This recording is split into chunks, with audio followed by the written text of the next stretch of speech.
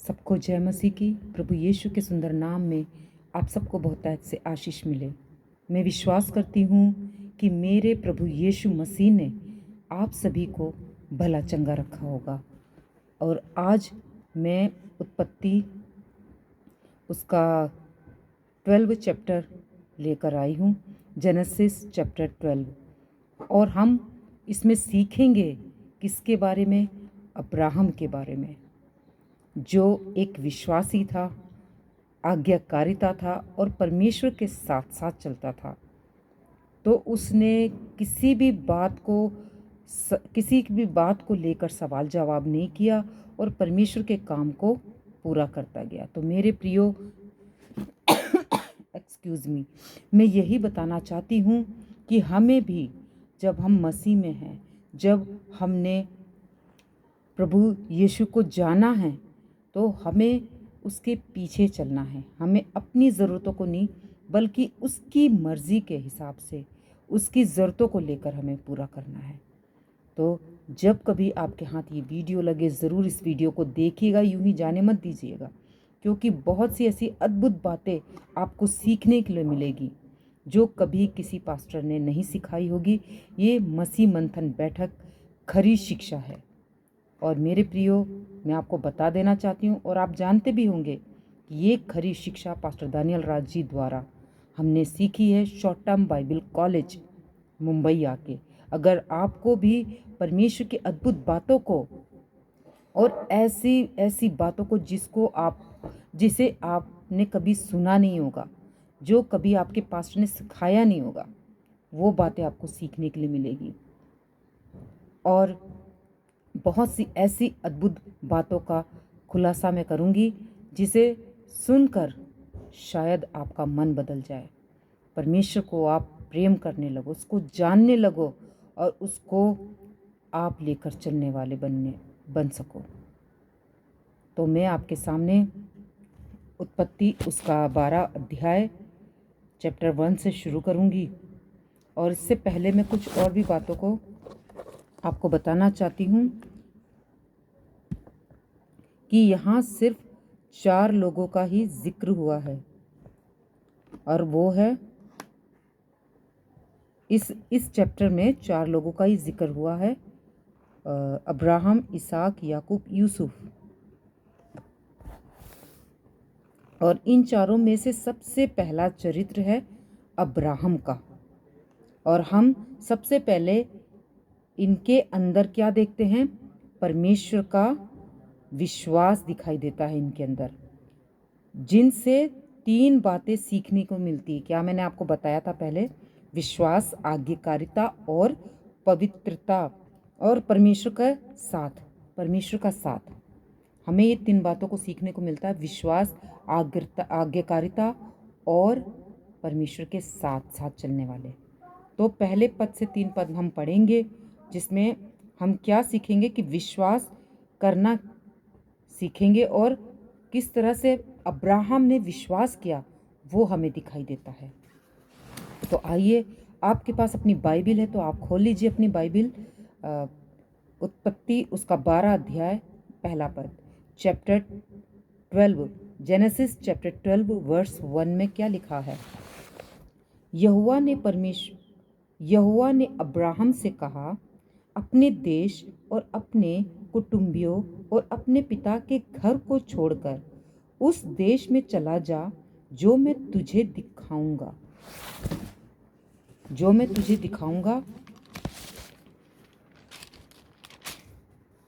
और मैं तुझसे एक बड़ी जाति बनाऊंगा और तुझे आशीष दूंगा और तेरा नाम महान करूंगा, और तू आशीष का मूल होगा। जो तुझे आशीष दे उन्हें मैं आशीष दूंगा, और जो तुझे कोसे उससे मैं क्या करूंगा? श्राप दूंगा, और भूमंडल के सारे कुल तेरे द्वारा आशीष पाएंगे। तो परमेश्वर ने उसको इतना ऊंचा उठाया कि उसको राष्ट्र का पिता बताया, क्योंकि वो परमेश्वर के हिसाब से चलता था। तो आइए सीखते हैं हम कि इसका मतलब कौन है, ये किसके, सबसे पहले मैं आपको फिर बताना चाहती हूँ। जब हम ये 5 तोरा जब हम पढ़ते हैं, उत्पत्ति, निर्गमन, लय व्यवस्था, गिनती, व्यवस्था, विवरण, ये पांचों पुस्तकें किसने लिखी है? ये पांचों मूसा ने परमेश्वर के द्वारा अगुवाई में लिखी है। तो हमें इसको किसके एंगल से देखना है? हमें ये मूसा के एंगल से देखना है। मूसा के एंगल से इसको देखना है, उसके एंगल से हमें इसको पढ़ना है।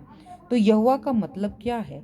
सबसे पहले हम जानेंगे यहोवा का मतलब है इलोहिम, है ना, जिसमें पिता, पुत्र और पवित्र आत्मा ये तीनों आते हैं। यहोवा का मतलब इलोहिम है और इसमें ये तीनों आते हैं, पिता, पुत्र और पवित्र आत्मा। यहाँ में विश्वास की बात हो रही है। यहाँ पर क्या हो रही है? यहाँ पर विश्वास की बात हो रही है। और उत्पत्ति 2:12 में क्या लिखा है, अभी हमने पढ़ा, और 3 में कि अपना सब कुछ छोड़ दो। मतलब अब्राहम को क्या कहता है परमेश्वर? उससे वादा करता है, उसे शपथ दिलाता है, उसको विश्वास दिलाता है कि मैं तेरे साथ हूँ, मैं तुझे कभी नहीं छोड़ूंगा। सिर्फ क्या करने के लिए कहा? परमेश्वर ने उसे काम पूरा करने के लिए कहा। तो उससे क्या कहा? तुम अपना, अब्राहम को कहा, क्या कहता है?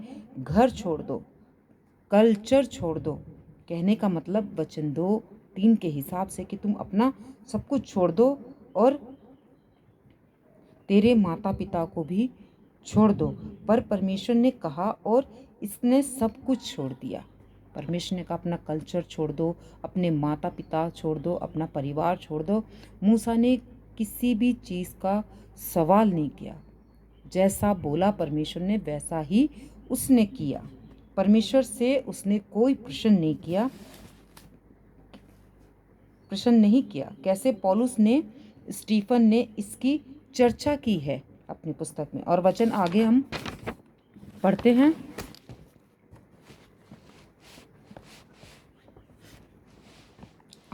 यहोवा के इस वचन के अनुसार अब्राहम चला। परमेश्वर ने उससे विश्वास दिलाया, उसको हमने अभी 2:3 में पढ़ा कि उसको मूल पिता बनाया, आशीष दूंगा बोला, और क्या कहते, तेरा नाम महान करूंगा, ये सब बातें। और जो तुझे श्राप दे उसे जो तुझे कोसे बद्दुआ दे उसे मैं श्राप दूंगा। तो परमेश्वर ने उसको विश्वास दिलाया और उसने क्या किया? उसने अपना सब कुछ छोड़कर वो परमेश्वर के हिसाब से चलने लगा। उसने अपना सब कुछ टोटल, अपना घर बार, परिवार, अपने रिश्तेदार, अपने माता पिता को छोड़कर परमेश्वर के काम के लिए अपने आप को ले। यहोवा के इस वचन के अनुसार अब्राहम चला और लूत भी उसके संग था। जब अब्राहम हारान देश से निकला उस समय वह 75 वर्ष का था। इस प्रकार अब्राहम अपनी पत्नी सारे और अपने भतीजे लूत को और जो धन उन्होंने इकट्ठा किया था और जो प्राणी उन्होंने हारान में प्राप्त किए थे, सबको लेकर कानान देश में जाने को निकल चला। और वे कानान देश में आ गए। उस देश के बीच से जाते हुए अब्राहम शेकेम में, जहाँ मोरे का बांज वृक्ष पहुंचा। उस समय उस देश में कानानी लोग रहते थे। कौन रहते थे? कानानी लोग रहते थे। तब यहोवा ने अब्राहम को दर्शन देकर कहा, यह देश मैं तेरे वंश को दूंगा। परमेश्वर ने उससे वादा किया कि ये देश मैं तुझे दूंगा। और उसने वहाँ यहोवा के लिए, जिसने उसे दर्शन दिया था, एक वेदी बनाई। तो देखिए, परमेश्वर ने उससे वादा किया और हम यहाँ देखते चले जा रहे हैं कि अब्राहम ने परमेश्वर की इच्छा के अनुसार उस काम को किया। तो क्या इस व्यक्ति के लिए आसान था? हमारे मन में सवाल उठता कि कोई भी व्यक्ति अपने परिवार को जब छोड़ता है तो क्या उसको छोड़ने का मतलब उसको दुख नहीं होता? उसने किस तरह से अपने माता पिता को, जिसने बचपन से पाला, उनको छोड़ा होगा। किस तरह से अपने रिश्तेदार को छोड़ा होगा, जिनके साथ साथ वो पला बड़ा होगा, है ना, हर एक चीज़ें उनको दी होगी। वो किस तरह से उन्होंने अपने उस घर को छोड़ा होगा जहाँ वो पैदा हुआ, खेला कूदा, बड़ा हो रहा। कैसे उसने इन सब चीज़ को छोड़ा? क्या उसके लिए आसान था? बिल्कुल नहीं। लेकिन उसने अपने परिवार, अपने रिश्तेदार, अपने घर, अपने माता पिता से ज़्यादा किसको अहमियत दिया? परमेश्वर इलोहिम को, यहोवा को, यूडे वाहे को अहमियत दिया। तो मेरे प्रियो, आज भी हमारा विश्वास इसी तरह होना है। एक विश्वासी का, एक मसीह का जीवन उसका अपने परिवार से ज़्यादा परमेश्वर के कामों पर होना है। तो उसने क्या किया? विश्वास किया। विश्वास भी करो और सब कुछ छोड़ दो, टोटल सब कुछ छोड़ दो। टोटल उसने क्या किया? अपने आप को शून्य कर दिया, अपने आप को। तो क्या आज हम देख सकते हैं कि लोग अपने रुपये, पैसे, रुतबे को छोड़कर क्या प्रभु यीशु मसीह के पीछे चल सक रहे हैं? चलने वाले बन रहे हैं? बिल्कुल नहीं। उनको तो ऐशो आराम चाहिए, सुख शांति चाहिए, अपना संसारिक हर एक चीज़ें चाहिए, जिसके हिसाब से वो अपनी आखिरी ज़िंदगी खुशी से, ऐशो आराम से बिता सके। मैं ये अन्य जातियों की बातें नहीं कर रही हूँ, ये मैं प्रभु यीशु मसीह के पीछे चलने वालों की बातें कर रही हूँ। मैं ये नहीं कहती हूँ कि तुम अपनी ये सब चीज़ों को छोड़ दो, लेकिन मैं अब्राहम का एक आपको बताना चाहती हूँ उसके बारे में कि एक ऐसा व्यक्ति था जिसने अपने परिवार को नहीं, अपने आप को नहीं, अपने माता पिता को नहीं, बल्कि परमेश्वर को खुश किया। हनोक ने भी परमेश्वर को खुश किया। तो आज भी मेरे प्रियो, हम अपनी इच्छाओं को मार के, हमने जब से हमें जानकारी हुई कि हम खरी शिक्षा प्रभु यीशु मसीह के पीछे चल रहे हैं, हमने तभी से अपने आप को, अपनी खुशियों को सैक्रिफाइस करना है और उसके लिए जीना जिसने अपना कीमती लहू हमारे लिए बहाया है। तो उसने क्या करा? टोटल अपना सब कुछ छोड़ दिया, अपने आप को शून्य कर लिया। तो लेकिन इस व्यक्ति ने क्या करके दिखा दिया? देख लीजिए, अब्राहम इब्रानियों उसका 11 का 8 में हम पढ़ते हैं। आइए आप भी अपना बाइबल खोल लीजिए। इब्रानियों उसका 11 का 8। विश्वास ही से अब्राहम जब बुलाया गया तो आज्ञा मानकर ऐसी जगह निकल गया जिसे मिरास में लेने वाला था, और ये ना जानता था कि मैं किधर जाता हूँ, तो भी निकल गया। देखो मेरे प्रियो, उसको नहीं पता था कि मैं क्या खाऊंगा, क्या पहनूंगा, क्या ओढ़ूंगा और कहाँ रहूंगा, लेकिन उसने पूरा पूरा अपने आप को परमेश्वर के ऊपर क्या किया? डिपेंड कर दिया। वो परमेश्वर के ऊपर डिपेंड रह गया। तो आज हम क्या परमेश्वर के ऊपर डिपेंड रह रहे हैं? हम दूसरे मनुष्य को खोजते हैं कि हाँ वो पैसे वाला है, हाँ वो हमारी सहायता करेगा, हाँ हमारी मदद करेगा। लेकिन मेरे प्रियो, जब आप परमेश्वर की इच्छा पर नहीं चलते, जब मैं परमेश्वर की इच्छा पर नहीं चलूंगी, तो परमेश्वर मेरा काम कभी भी पूरा नहीं करेगा। हम जब तक अपने आप को दूसरों पर निर्भर रखते हैं, दूसरों पर निर्भर रखने की वजह अगर हम अपने आप को परमेश्वर के पर निर्भर करें, उसकी इच्छा को जान जानकर अपना एक एक कदम उठाए चले, तो वो क्यों ना हमारी इच्छाओं को पूरी करेगा। उसने कहा, तू मेरा काम कर, मैं तेरा काम करूँगा, तू मेरी खेती सींच, मैं तेरी खेती सींचूंगा। तो मेरे प्रियो, हमें हमेशा परमेश्वर के काम के लिए अपने आप को आगे लेके आना है। तो मिरास का मतलब जायदाद या प्रॉपर्टी है। उसे पता भी नहीं था कहाँ जाना है, तो टोटल सब कुछ छोड़कर परमेश्वर के पीछे चला। इसके पास अब कुछ भी नहीं था, कुछ भी मतलब कुछ भी नहीं था। ये अब्राहम का एक विश्वास था। और अब्राहम से क्या सीख सकते हैं हम? अब्राहम से सीख सकते कि अब्राहम एक मात्र व्यक्ति नहीं था, एक पूरा राष्ट्र था। मतलब वो चला तो अकेला था, लेकिन अपने स्वभाव से, विश्वास से, आज्ञाकारिता से परमेश्वर को खुश किया उसने। एक पूरा राष्ट्र बना वो, एक बहुत बड़ा राष्ट्र बना वो। और फिर क्या है कि यहाँ से अब्राहम की आज्ञाकारिता देखने को मिलती है। अब्राहम ने फेथ का कनेक्शन दिखाया, विश्वास का कनेक्शन दिखाया। सिर्फ उसने कहा नहीं बल्कि किया भी। उत्पत्ति 12 के 4 में हमने पढ़ा, पता चलता है कि अब्राहम चला। उस समय वो कितने वर्ष का था? 75, 75 वर्ष का था। नींद में उठकर वो नहीं चल पड़ा, उसने सोच समझकर परमेश्वर का चुनाव किया। अपने परिवार से ज़्यादा अपने परमेश्वर को अहमियत दिया। उस वक्त ओनली सिर्फ वो 75 का था, 75 वर्ष का था।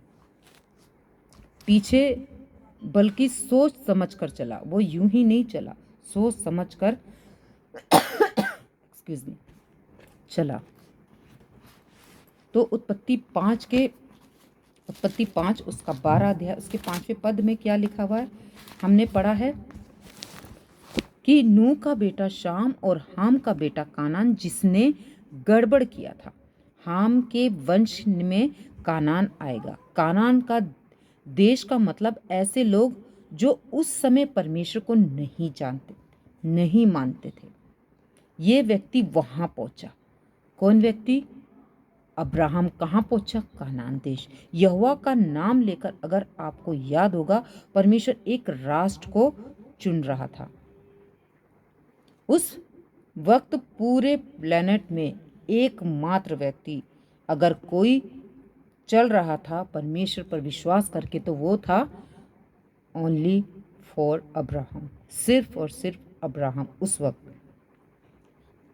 उत्पत्ति 12 का 6, जेनेसिस चैप्टर 12 वर्स 6 में और 7, 8 मैंने अभी आपके लिए पढ़ा है कि अब्राहम किसी भी परिस्थिति हो परमेश्वर को नहीं भूलता।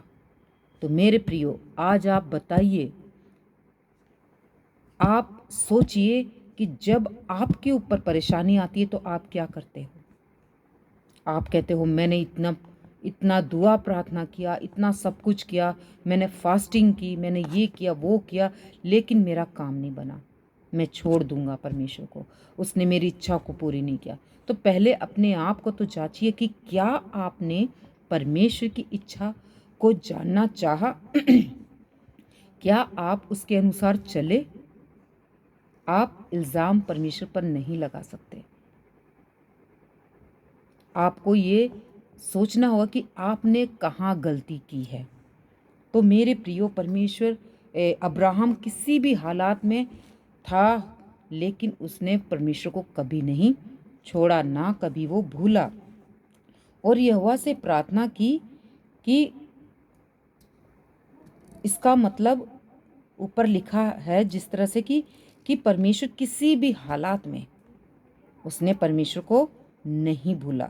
अब्राहम लोगों को भी बताता था कि मैं जिसको मानता हूँ वो केवल एक परमेश्वर है, यहोवा है। और 7वें पद में भी लिखा हुआ है कि मैं देश में जहाँ सब अविश्वासी रहते थे, ऐसा देश जहाँ सब लोग विश्वासी थे, कानान देश में, और आज्ञाकारिता में भी चला। वो ऐसी जगह, परमेश्वर ने ऐसी जगह उसको दी जिस तरह से नूह को दिया था। नूह ऐसे लोगों के बीच में रहता था जहाँ अविश्वासी थी, गंदगी फैली हुई थी। जैसे सदोम अमोरा में था, वैसे नूह के टाइम में भी था और आज के डेट में भी है। नूह ने उस वक्त परमेश्वर पर विश्वास किया। उसने परमेश्वर को देखा नहीं था, लेकिन उसने विश्वास किया कि इतने समय से वर्षा नहीं हुई है, लेकिन परमेश्वर कह रहा है मन फिराओ, क्योंकि सब कुछ नष्ट होने वाला है। तो उसने विश्वास किया और परमेश्वर के मुताबिक एक नाव तैयार की। तो अब्राहम ने भी वहाँ ऐसे ऐसे लोग थे, उनके बीच में अब्राहम को भेजा कानान देश। तो आज की डेट में भी ऐसे ऐसे लोग हैं जहाँ खरी शिक्षा वालों को भेजा है, जो खरा प्रचार कर सके, लोगों के जीवन को बदल सके। आपको अपना धर्म परिवर्तन करने के लिए नहीं कहा गया है, आपको अपना जीवन बदलने के लिए कहा गया है। क्योंकि आज कहीं भी सोशल मीडिया में देख लो तो क्या बोलते हैं कि ये ईसाई लोग धर्म परिवर्तन करा रहे हैं। धर्म तो आपने हमने बनाया है, परमेश्वर ने धर्म नहीं बनाया। उसने इंसान बनाया, मनुष्य बनाया, और उसने कहा कि अच्छे विश्वास के साथ आप आगे बढ़िए, विश्वास कीजिए, मन परिवर्तन करिए, गलत चीज़ों को छोड़कर सही चीज़ों को अपनाइए। उसने क्या बताया? वे विचार ना करना, चोरी ना करना, हत्या ना करना, पर स्त्री कामना ना करना, गलत विचार नहीं करना, झूठ नहीं बोलना। तो ये क्या, धर्म में आता है। तो मेरे प्रियो, सच्चाई को जानने की कोशिश कीजिए। जिस तरह से अब्राहम कभी भूला नहीं, परिस्थितियों में, परेशानियों में, दिक्कतों में उसके चारों तरफ गंदगी फैली हुई थी, उसने परमेश्वर को नहीं भूला। तो हमें भी आज की डेट में परमेश्वर को लेकर चलना है, यीशु मसीह को लेकर चलना है, और कैसी भी परिस्थिति आए हमें उसका साथ नहीं छोड़ना है। तो अब्राहम बिल्कुल भी नहीं भूला और आज्ञाकारिता में वो चलता रहा। यहोवा से प्रार्थना करना नहीं छोड़ा, उसने प्रार्थना करनी नहीं छोड़ी, विश्वास करना नहीं छोड़ा, उसको भूला नहीं वो परमेश्वर को, और आज्ञाकारिता में चलता रहा। उत्पत्ति 12 का 9-10 हम पढ़ लेते हैं। आप भी अपना बाइबल खोल लीजिए। Genesis chapter 12 verse 9-10। अब्राहम आगे बढ़ करके दक्षिण देश की ओर चला। उस देश में अकाल पड़ा, इसलिए अब्राहम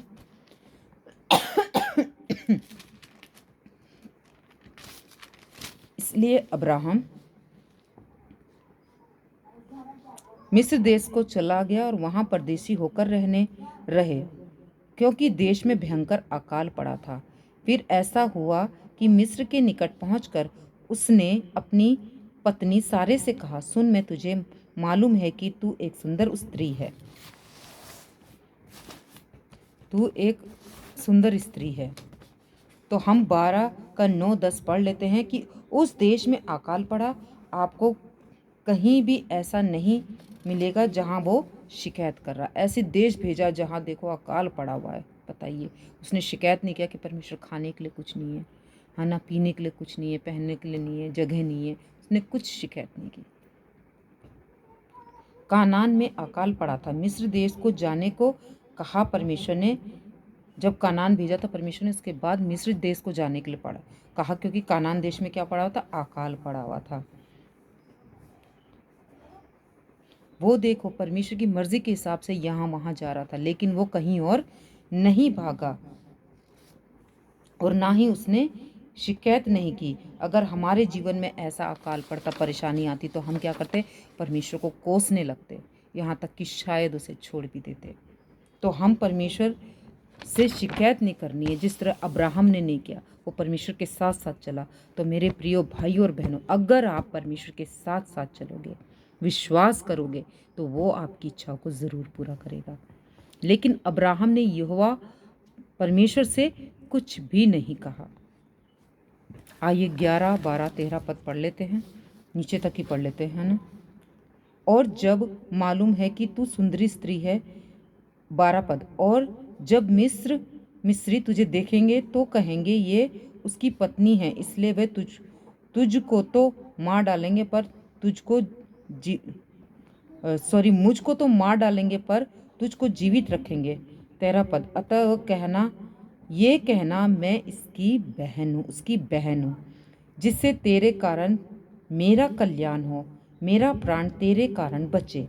फिर ऐसा हुआ कि जब अब्राहम मिस्र में आया, तब मिस्रियों ने उसकी पत्नी को देखा कि वे अति सुंदर है। 15 पद, और फिरौन के हकीमों ने उसको देखकर फिरौन के सामने उसकी प्रशंसा की। 16 पद, और फिरौन ने उसके कारण अब्राहम की भलाई की और उसको भेड़, बकरी, गाय, बैल, दास, दासिया, गदे, गदी और ऊंट मिले। 17 पद, परंतु परमेश्वर ने फिरौन और उसके घराने पर अब्राहम की पत्नी सारे के कारण बड़ी बड़ी विपत्तियां डाली। तब फिरौन ने अब्राहम को बुलवाकर कहा, तूने मेरे साथ क्या किया?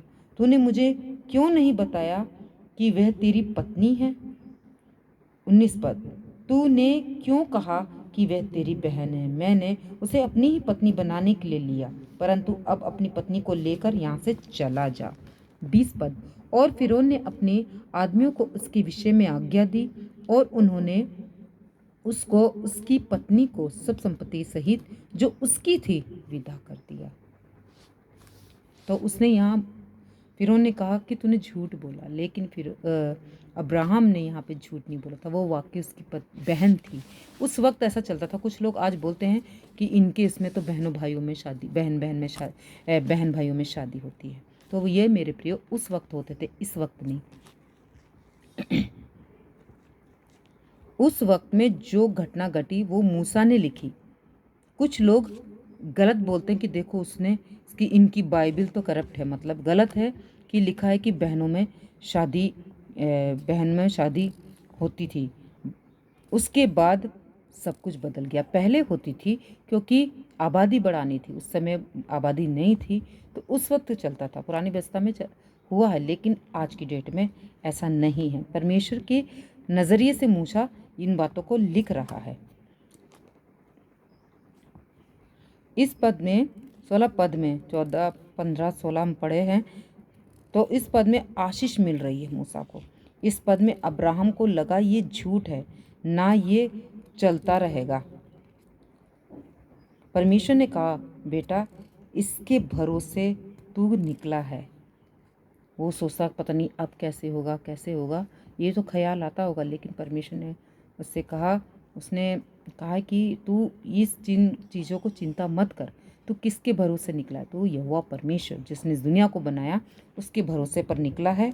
और परमेश्वर का जो विश्वास है, उसकी जो बुनियाद है, वो कभी भी झूठ पर खड़ी नहीं होगी। परमेश्वर अब्राहम के साथ साथ था। तीसरा पॉइंट, परमेश्वर ने विपत्ति डाली फिरौन के ऊपर सारा के कारण, क्योंकि उसको फिरौन अपनी पत्नी बनाना चाहता था। ये वे लोग हैं जो यहोवा को मानते थे। तो जो परमेश्वर के लोगों पर गलत दृष्टि डालेगा, गलत सोच रखेगा, उनको नुकसान पहुंचाने की कोशिश करेगा, तो आप सोच सकते हो कि परमेश्वर उनके साथ क्या करे। जो परमेश्वर की खरी शिक्षाओं के साथ चलता है, आप सोचोगे कि हम पास्टर दानियल राज जी को नुकसान पहुंचाए या मसीह मंथन बैठा खरी शिक्षा वालों को नुकसान पहुंचाए, तो मेरे प्रियो हम अपना काम नहीं कर रहे हैं। ये उस परमेश्वर का, प्रभु यीशु मसीह का काम कर रहे हैं जिसके लिए उसने हमें भेजा है। उसकी खरी शिक्षा, खरी बातें बता रहे हैं जो आपको बर्दाश्त नहीं हो रही है। तो जिसको परमेश्वर ने भेजा है उसे कोई भी गिरा नहीं सकता, तोड़ नहीं सकता, जब तक परमेश्वर की मर्जी ना हो। 18 पद, परमेश्वर ने कहा, मैं तेरे साथ हूं, तो तुझे परेशान होने की ज़रूरत नहीं है। मैं तुझे लेकर आया हूं और आगे भी तुझे लेकर चलूंगा। 19 पद में यहाँ पर फिरौन डर गया ऐसी विपत्ति देखकर। 20 पद, सारी संपत्ति प्रॉपर्टी देकर विदा किया। किसको? फिरौन ने अब्राहम को। इसको कहते हैं पहला विश्वास, आज्ञाकारिता, और तीसरा परमेश्वर के साथ चलना। अब्राहम जब आया था मिस्र देश, जब कानान में अकाल पड़ा था, तो उसने सोचा था कि मेरी पत्नी इतनी सुंदर है और फिरौन उसको रखने के चक्कर में मुझे मार डालेगा, इसलिए उसने कहा ये मेरी बहन है। लेकिन परमेश्वर ने, उसने झूठ भी नहीं कहा था क्योंकि वाकई उसकी बहन थी। लेकिन परमेश्वर जिसको लेकर चलता है उसको झूठ पर नहीं टिका रहने देता, उसको सच्चाई के साथ लेकर चलता है। उसने परमेश्वर फिरौन पर विपत्ति डाली, परेशानी डाली और उसको बोला, तो फिरौन ने कहा कि जिसके कारण मेरे ऊपर ये विपत्ति आ रही है तो तेरी पत्नी है और तू इसे लेकर चले जा। परमेश्वर के मुताबिक सारा काम हुआ। सारी धन संपत्ति जो भी उसका था, फिरौन ने उसको वापस कर दिया। तो मेरे प्रियो, और एक ऐसा देश जहां अकाल पड़ा था, परमेश्वर अब्राहम को भेजता, वहां परमेश्वर अपना दबदबा दिखाता, अब्राहम के द्वारा दिखाता। हम अब्राहम से कुछ सीख सकते हैं। देखिए, वहां परमेश्वर ने उस इंसान को भेजा, अब्राहम को भेजा, और मैं कैसा परमेश्वर हूँ, कौन हूँ, ये फिर उनको दिखा दिया। तो उसने विश्वास किया कि अब्राहम तेरा परमेश्वर सच्चा है। तो यहाँ 3 बातें हैं। पहला विश्वास, खुद को अलग करना, आगे करते में बने रहना। यहाँ क्या देखते हैं हम कि वो परमेश्वर की आज्ञाकारिता में बना रहा, उसने विश्वास किया और उन लोगों में मिल नहीं गया, उन लोगों से अलग रहा। तो हमें भी भीड़ से अलग रहना है, हमें उनके साथ नहीं मिलना है। हमें परमेश्वर के लोग हैं, हमें परमेश्वर का काम करना है, परमेश्वर के हिसाब से चलना है। हमें सांसारिक लोगों के साथ मेल जोल नहीं रखना है। क्योंकि वचन कहता है कि तुम संसार के सदस्य मत बनो। फिर इसका मतलब परिणाम अब अब्राहम क्या हो गया? बहुत धनी हो गया, क्योंकि उसने परमेश्वर की इच्छा को पूरी की, परमेश्वर की मर्जी को पूरी की और उसके अनुसार वो चला। आप यकीन, ये बाइबल दिलाती है कि वो टोटल कुछ भी नहीं लेके गया था, टोटल शून्य था। तो जब हम अपने आप को टोटल शून्य कर लेते हैं तो वहाँ से परमेश्वर का काम शुरू होता है। जिस तरह से एक बीज जब तक भूमि पर गिरता, सड़ता, मरता नहीं, तब तक वो नया जीवन नहीं आता। तो मेरे प्रियो, जब आप बिल्कुल शून्य हो जाओगे, अपने आप को परमेश्वर पर छोड़ दोगे, उसकी मर्जी पर छोड़ दोगे, तो वो आपके काम को पूरा करेगा। तब वो आपको अपनी मर्जी से चलाएगा। और जब हम उसकी इच्छा को पूरी करते हैं तो वो हमारी इच्छा ज़रूर पूरी करता है। तो मेरे प्रियो, मैं यहीं समाप्त करती हूँ उत्पत्ति का। कल फिर हम अध्ययन करेंगे आगे से चैप्टर 13। तो परमेश्वर करे इन बातों के द्वारा, इन वचनों के द्वारा आप सबको बहुत ऐसे आशीष मिले। जय मसीह की।